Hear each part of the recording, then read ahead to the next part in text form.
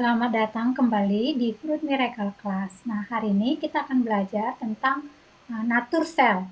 Sebelum-sebelumnya, di pembahasan sebelumnya kita telah belajar tentang beberapa hal, baik itu untuk mengenal spesies kita, sistem tubuh, dan juga ya introduction daripada kelas ini. Nah, sekarang kita akan masuk ke bagian berikutnya. Nah, bagaimana setelah mengikuti beberapa kelas? Apakah ada kesulitan mengikuti modul-modul sebelumnya? Saya berharap peserta tidak mengalami kesulitan dan bahkan mengatakan, wah sangat sederhana ya gitu. Dan mendapatkan insight-insight baru di dalam pemahaman tentang tubuh kita, lalu tentang sekitar kita. Saya berharap seperti itu. Dan jika ada kesulitan, jangan sungkan untuk memberikan pertanyaan kepada saya melalui chat atau melalui email atau melalui chat yang ada di nomor yang di brosur atau melalui Instagram di DM di akunnya itu Fruit Miracle Class. Nah, jadi peserta bisa nge-DM, direct message, dan mempertanyakan dan menanyakan apa yang perlu dipertanyakan. Dan hari ini kita akan belajar tentang memahami nature cell, gitu ya. Nah, nature cell ini adalah hal yang perlu kita pahami sehingga dengan itu kita mengerti nih tubuh kita itu ternyata seperti ini ya, gitu. Kenapa? Karena ya tubuh kita terdiri dari banyak sel. Nah, kalau kita lihat di slide-nya ini sangat segar ya, warna hijau gitu. Hijau yang membuat mata kita sedikit lebih fresh gitu ya. Nah, sekarang kita akan mempelajari di dalam slide berikutnya. Nah, apa itu sel? Nah, ini gambarnya ini bukan tali rafia atau tali untuk tarik tambang gitu ya. Tapi ini adalah sel dan kemungkinan besar ini sel-sel syaraf atau neuron gitu ya, yang saling terkait, mirip kayak akar gitu ya, akar dari tanaman yang udah kemana-mana menjalar. Dan memang kalau kita memperhatikan, sering mengamati alam gitu ya, lalu memperhatikan organ-organ di dalam tubuh kita, banyak hal gambar-gambar atau pola-pola yang ada di dalam alam itu ada di dalam tubuh kita. Misalnya kayak organ paru-paru kita gitu ya, itu kayak gambar pohon gitu. Lalu kalau kayu dipotong gitu ya batangnya, nah itu kan bentuknya lingkaran gitu ya, lingkaran lingkaran lingkaran. Nah itu kan kayak potongan sel dan itu ada di dalam bagian dari tubuh kita yang seperti itu gitu. Atau ya ini seperti ini akar percabangan pohon gitu, itu kayak networking, dan di mana itu juga ada di dalam tubuh kita. Nah, sekarang kita belajar tentang apa itu sel. Nah, sel itu adalah unit terkecil dari makhluk hidup. Nah, unit terkecil dari makhluk hidup. Jadi, entah itu tanaman, tumbuh-tumbuhan, atau entah itu hewan, binatang, entah yang di darat, yang di air, yang di udara. Nah, itu unit terkecilnya itu yaitu sel gitu. Hanya memang selnya itu berbeda gitu. Sel pada hewan tidak mungkin sama dengan sel pada tumbuhan dan demikian juga pada manusia. Jadi sel itu unit terkecil dari makhluk hidup. Jadi kalau nanti ada yang bilang, oh ini sel ini, sel itu, nah berarti udah paham ya bahwa itu adalah unit terkecil gitu. Nah, lebih kecil dari sel ada? Tidak ada lagi karena itu udah unit terkecil. Nah, berikutnya kita akan mempelajari tentang konsep utama dari sel ini. Nah, kalau di dalam alam semesta, misalnya kita melihat uh, alam semesta ini yang penuh dengan kimiawi gitu, baru atom-atom, zat, partikel gitu. Nah, kita kan tahu bahwa semesta ini yang bersifat materi itu yang paling terkecilnya adalah atom gitu kan. Lebih kecil dari atom tidak ada. Nah, di atas atom itu kan ada partikel. Nah, jadi yang paling terkecil di alam semesta yang dalam bentuk materi itu adalah atom. Nah, sedangkan di dalam makhluk hidup yang paling terkecil itu seperti yang saya katakan tadi itu adalah sel. Nah, dan di dalam tubuh kita ini sel itu sangat banyak sekali gitu. Sel itu kira-kira dalam tubuh orang dewasa itu sekitar 75 triliun sel. Nah, saya pernah membaca ada yang 100 triliun sel. Itu sangat berarti selnya itu sangat banyak, atau mungkin volume tubuhnya lebih besar dari rata-rata, atau orang itu ukurannya lebih besar gitu, sehingga perlu banyak sel gitu. Dan sel itu bertumbuh gitu, dan sel itu ya ada yang mati lalu tumbuh lagi, karena sel itu kan meregenerasi. Nah, lalu itu yang pertama. Dan tiap sel itu tugasnya spesifik gitu. Tiap sel tugasnya spesifik. Jadi ini bisa membayangkan ya, seperti kita manusia, tiap-tiap orang. Nah, kalau bumi ini itu dipenuhi misalnya sekitar 7 miliar manusia, dan tiap orang itu berbeda-beda jenisnya, spesifiknya, karakternya, fisiknya, baru sifatnya itu berbeda-beda. Tidak ada, bahkan orang yang kembar sekalipun tidak ada yang sama persis gitu ya. Nah, demikian juga sel di dalam tubuh kita ini, tiap sel itu unik dan dia punya tugas-tugas yang spesifik.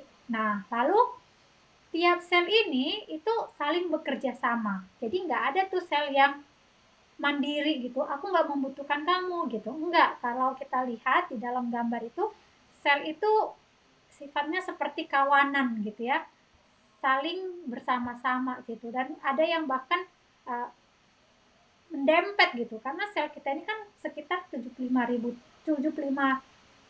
triliun di dalam tubuh kita, dan sel kita itu sangat banyak dan padat, dan mereka itu saling bekerja sama. Lalu tubuh itu merefleksikan sel yang ada di dalam gitu. Jadi apa yang dirasakan sel itu terrefleksi di dalam keseharian orang itu. Misalnya kalau kita sedih gitu ya, nah itu berarti di dalam itu ada sel yang sedih juga gitu. Atau misalnya kalau kita marah gitu ya, nah ada yang di dalam sel itu juga marah gitu. Jadi uh, kita ini merefleksikan apa yang ada di dalam. Mungkin para peserta pernah ya membaca salah satu tulisan gitu ya.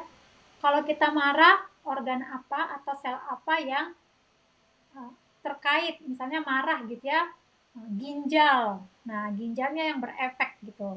Jadi orang-orang yang temperamen, emosian gitu, itu mempengaruhi ginjalnya gitu. Berarti ginjalnya jadi ikutan ya terpengaruh gitu. Atau kalau misalnya kita anxiety gitu ya, panik gitu, itu mungkin jantungnya gitu kan, karena deg deg deg deg deg gitu, jadi jantungnya berespon. Jadi apa yang kita rasakan, nah itu sel itu akan meresepsi, atau sel itu akan mengalami, atau ya akan mengcopy apa yang ada di dalam perasaan kita gitu. Nah, apa yang ada di pikiran kita, sel juga akan mengkopinya atau mempelajarinya gitu. Nah, lalu sel itu mandiri, artinya bukan kayak tadi kan sel bekerja sama gitu kan, jadi kayak dia tuh punya banyak karakter gitu. Nah, sel itu saling bekerja sama, artinya kan dia tidak bisa tidak membutuhkan sel yang lain. Nah, itu iya gitu kan. Nah, tapi sel itu juga mandiri gitu. Nah, atau ya seperti ini, sel itu kan nggak bisa berjalan gitu ya. Sel itu nggak bisa berjalan. Sel itu duduk atau berdiri, kayak misalnya uh, anggaplah sel jantung gitu. Jantung itu kan nggak bisa jalan ke paru-paru gitu. Jantung itu nggak bisa jalan ke usus gitu, enggak, dia ya paru-paru ya tetap di paru-paru gitu, jantung ya tetap di jantung. Jantung itu di mana? Di dada gitu kan. Dia nggak akan mungkin ke leher jantung itu jalan gitu, sel jantung itu jalan, enggak gitu. Jadi sel itu mandiri gitu, lalu dia makan, lalu dia pup atau buang air, jadi makan sendiri gitu kan, nggak jalan ke dapur gitu, karena sel itu statis sifatnya ada di situ. Lalu dia buang pup juga di situ gitu, nggak bergerak ke kolon gitu ya, atau ke rektal, aku mau pup nih, enggak gitu.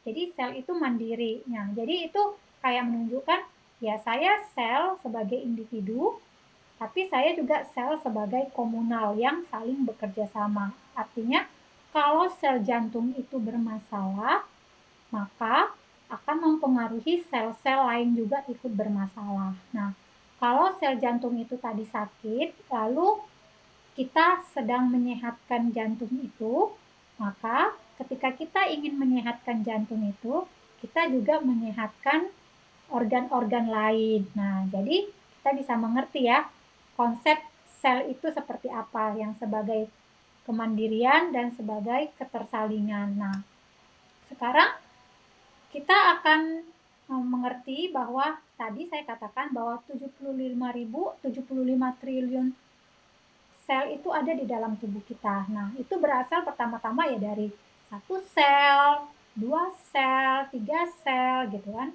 Tiga sel salah. Berkelipatan ya. Satu sel, dua sel, empat sel, 8 sel, 16 sel, 32 sel sampai triliunan sel. Nah, jadi kalau kita melihat puluhan triliun sel itu berasal dari sel yang satu. Jadi asalnya itu dari satu sel, misalnya sel mata gitu. Sel mata itu berasal dari sel yang satu tadi gitu.